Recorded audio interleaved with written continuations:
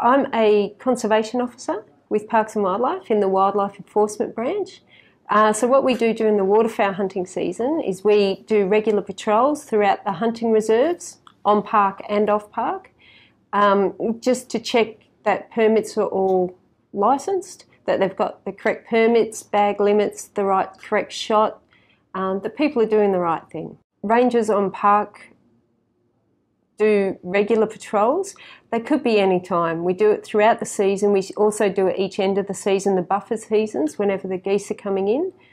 I can't tell you how regular, but we could pop up anytime, anywhere. So one of the things that we look for is that people are using the correct shot. Steel shot, not lead shot. Lead shot has been banned in the Northern Territory for a little while now. How we test for that is we have a little device that we carry with us. When we do patrols, we'll come up and ask to test some shot out of your breech and another bit of shot out of your belt or out of your pack. It's a little device that tests to see if it's lead shot or steel shot. If it's steel, it's all good to go. If it's lead, it be confiscated and penalties do apply for that. We catch a few people every year still with lead shot. It's just not acceptable anymore.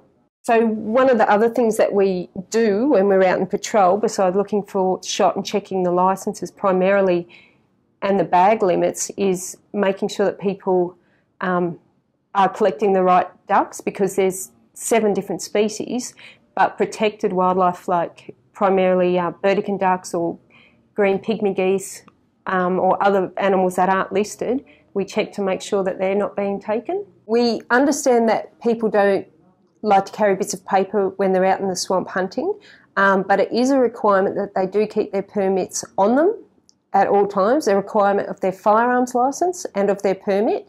That's why we've made it easier by putting this little sticker on the back of their firearms licence. That way we can minimise the amount of time that we're interrupting their hunting. We walk up, say, can we have a look at your licence? Show us that sticker on the back. We'll write it down. Then we can get out of your way and you can continue on with your hunting. There's 4 hunting reserves, Parks and Wildlife hunting reserves at the moment: Harrison Dam, Lambles Lagoon, Shoal Bay Hunting Reserve and Howard Springs Hunting Reserve. People are able to hunt waterfowl in the rest of the territory, but they must have landholder permission. When conservation officers are out doing their patrols, another thing that we're looking for is that people aren't wasting meat. It is another permit condition and penalties will apply if it's not conducted properly. It's a requirement that people take the breast meat and the thigh meat of the birds as a minimum.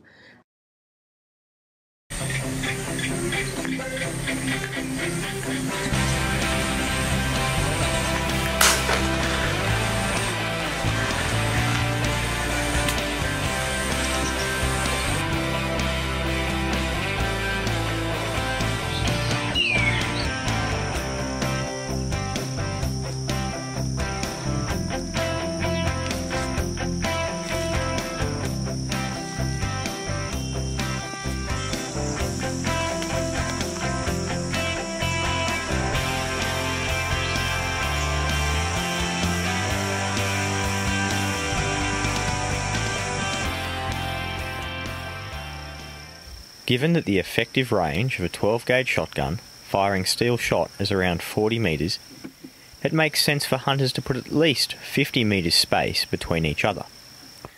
In this footage you can see how 2 hunters, effectively spaced, are able to work together. Not getting too close to each other will increase the number of birds you take home.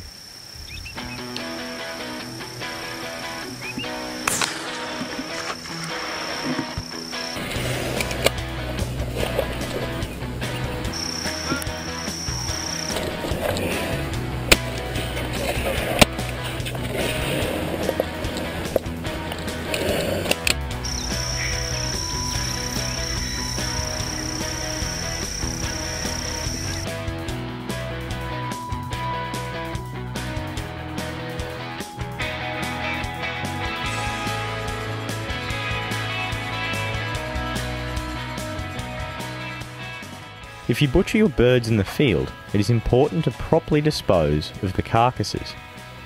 Remember, as a minimum, you must take the breast meat and legs. Once you've collected the meat, don't leave the carcasses in a single pile. Spreading them out with at least 5 metres between each carcass will speed up their decay. Here you can see how quickly scavengers will deal with properly spaced carcasses. The top end is a truly beautiful and unique place, and hunting on conservation reserves, such as Harrison Dam and Lambles Lagoon, is a privilege. Responsible hunters will do their best to leave these areas as they found them. This means no lighting of fires and no littering in the reserves. It does not take that long to clean up after yourself. Doing so helps protect wildlife and the reputation of hunters.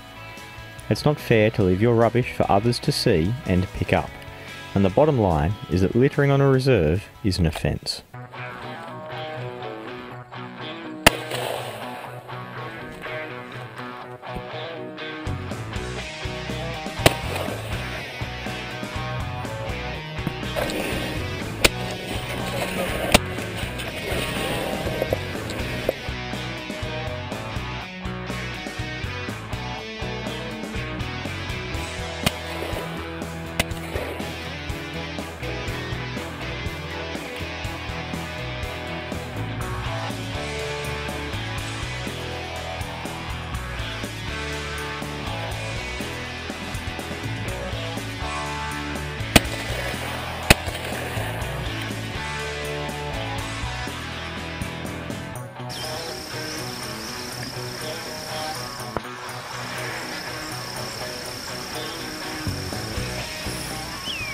A well-trained gun dog will help ensure that you retrieve all of your shot birds and do not lose any in the water or in cover.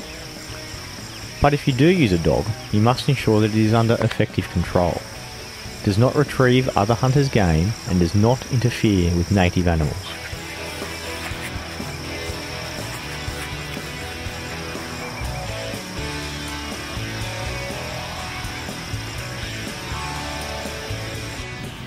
Remember, the hunting grounds are conservation reserves. Responsible hunters will avoid damaging the reserves. This means only driving on designated tracks. Driving vehicles on the dam wall is particularly thoughtless. Not only will it scare off the birds, but damage to the dam wall could have an impact on the entire wetlands.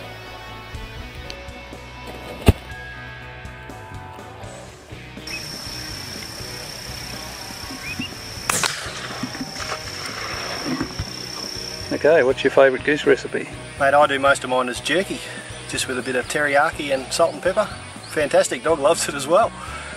Travel up from Melbourne every year, and we normally fill an esky full of breasts that we clean, and we've got a friend in Gippsland who's a butcher, and he turns them into cabanas and sausages for us. Yeah, with your goose schnitzels, just get a breast, cut him in 3 big sized breast pieces. Egg and breadcrumb it. While you're breadcrumbing it, just squeeze the flesh flat and cook it on a fairly high heat on a barbecue plate using marge or butter, and between a couple of bits of bread and satay sauce. Can't beat it. First of all, we pluck them, cut the wings off, burn the fur on the fire, and then split them straight down here to get all the guts out. Split them across the chest, open them up, and then straight onto the fire. The first step in making Cajun goose is to slice up the meat into thin slivers like this. Okay, that's the secret ingredient. Cajun master food, especially hot. A liberal dusting.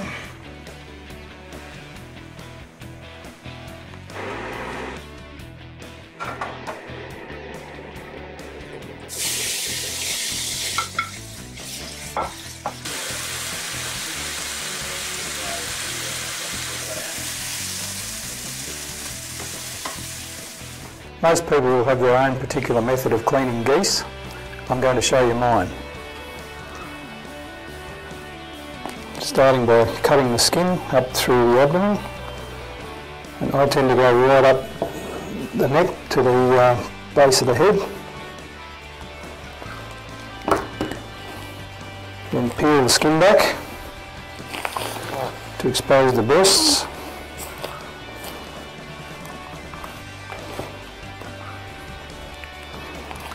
the honker out of the way.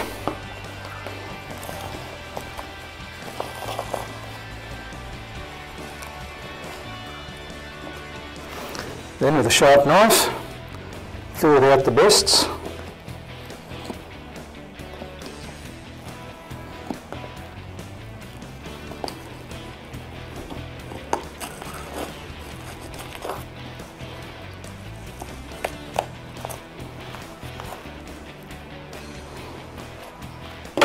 And there's the first one.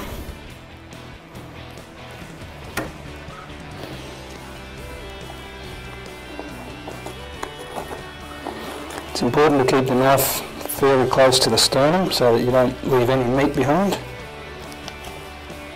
Now for the legs.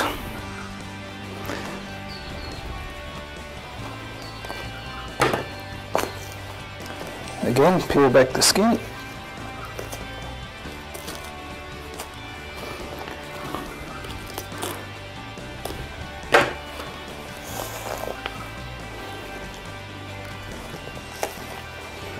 Then I'll make a couple of cuts down close to the body.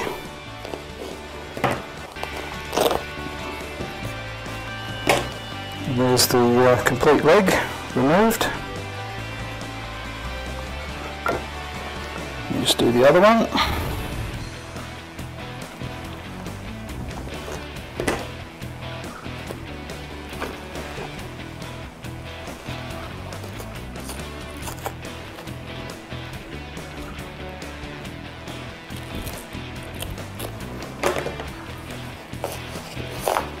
Again, skin back the thigh, couple of cuts,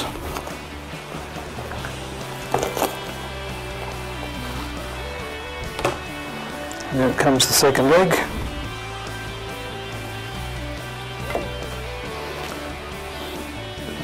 And I like to take the neck as well, there's a lot of meat on the neck, so skin the neck out.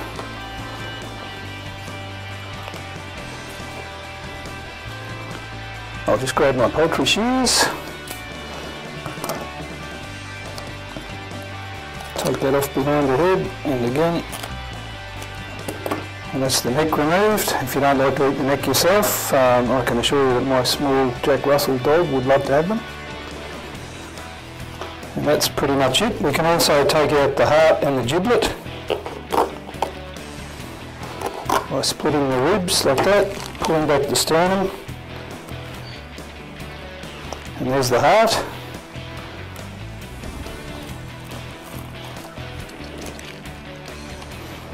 And the giblet. And that's pretty much all of the edible meat retrieved from the goose. Some people like to take the liver as well for pate, but normally I don't bother doing that myself. And then that's it, packed up, ready for disposal.